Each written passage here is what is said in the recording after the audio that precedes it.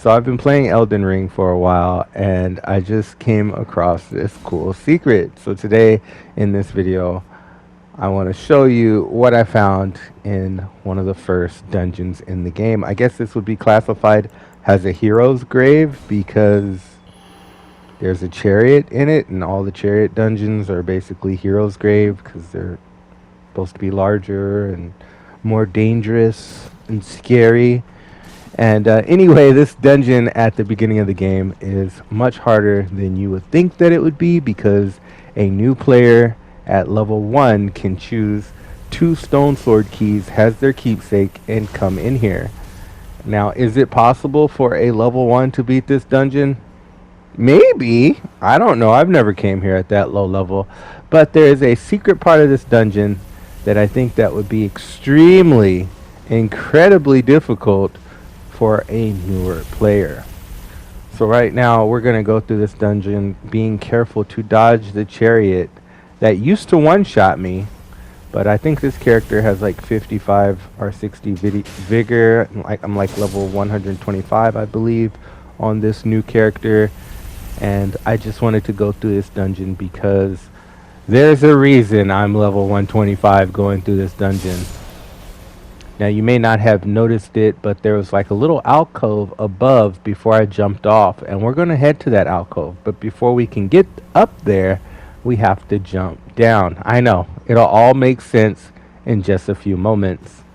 So right now we're jumping down onto this pot, and be careful because there are 2 enemies. There's one with its back turned to you, and then there's one that's patrolling. You'll know the one patrolling has spotted you when it stops its normal movement. And then of course the other one will jump in at some point. These imps are very annoying because they can cause blood loss really rapidly and take large chunks of your health.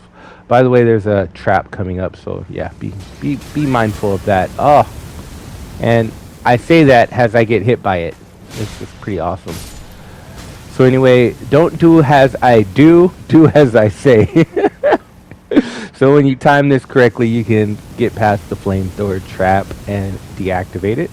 Although be careful because sometimes even when it's deactivated, it'll keep shooting flames. It's like a little glitchy down here. So just be mindful of that. In this room, you will find another 2 imps, I believe. And then there's, I believe it's lightning grease. We're going to find out right now. I don't even know if this room is worth your time, but if you're a completionist and you need to get every single item, then yeah, go in this room.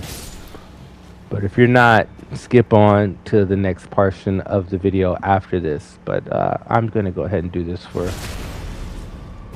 the sake of being thorough and grab this lightning grease that I won't be able to use on these cold infused banished knight great swords. But it's nice to have, you know. Maybe in the future I'll be able to use the lightning grease against a abductor virgin. Those things are weak to lightning attacks, right? So this is the problematic room. This is the troublesome room. This is the room where the boys become men, and the men scream like little girls.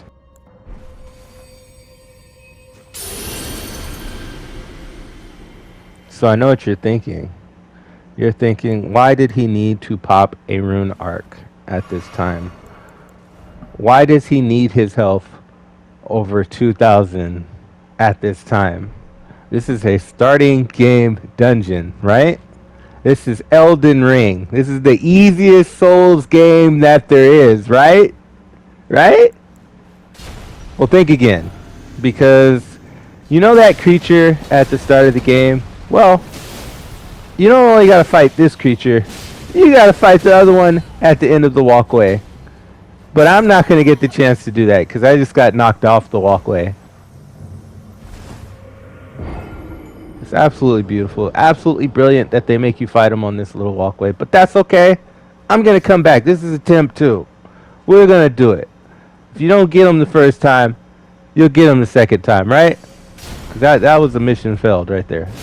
Alright, so I am not the best at fighting these guys. I'll be honest. I'm a little trash at fighting these guys.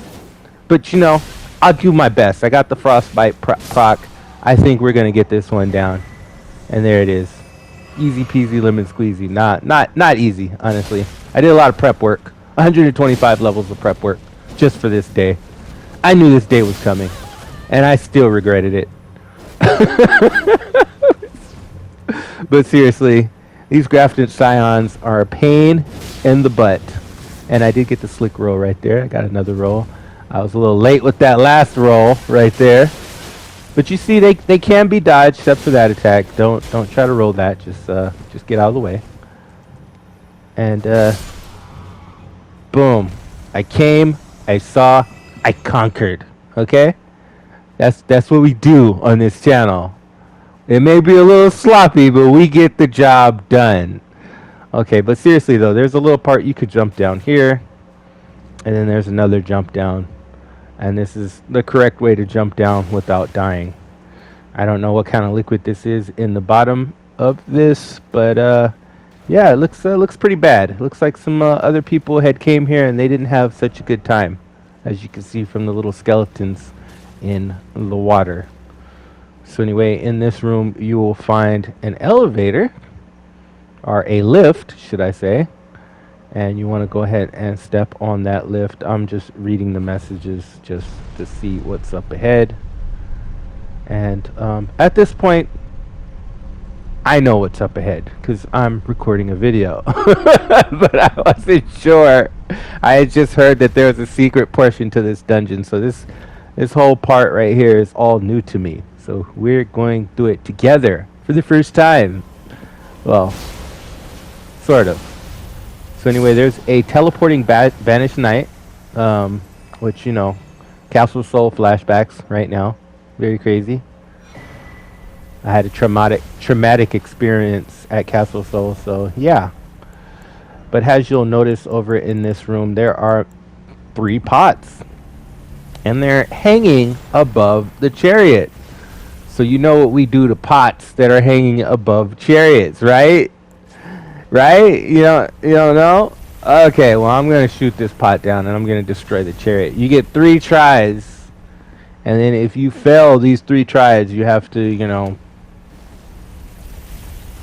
that's a fail right there. But I didn't knock it down, at least. So you got to aim at the little teeny tiny rope. There you go. I missed. But I meant to do that. I wanted to show you guys what happens when you miss. Okay, now I'm going to show you guys what happens when you do it the right way. So you want to listen for the chariot. You'll hear like this little rumbling noise every time he turns around, and that's your cue to shoot the arrow at the rope, I believe. So if you time it right, the best time to shoot it is when he's coming back up, so like he kind of drives straight into it. It's so much nicer without the crazy death machine trying to roll you over. I mean, you still got to deal with this banished knight guy if you want a certain dragon seal, but he's not as hard as dealing with the timing of jumping in and out of the little alcoves, the little hidey holes. And there you go, I got the dragon seal, but of course I am level 125. We're going to go ahead and skip ahead to the boss because there's not that many items in between from the boss, and all the items that you see will be directly on the pathway. So just go ahead and grab those before you come in this room and get ready for a fight, because it's against one of these snake, wooden tree, slithery, slimy, creepy things with a bunch of legs and stuff. I'm trying to figure out what their inspiration is for this monster, and it is just creepy. It's like a wooden dragon or something.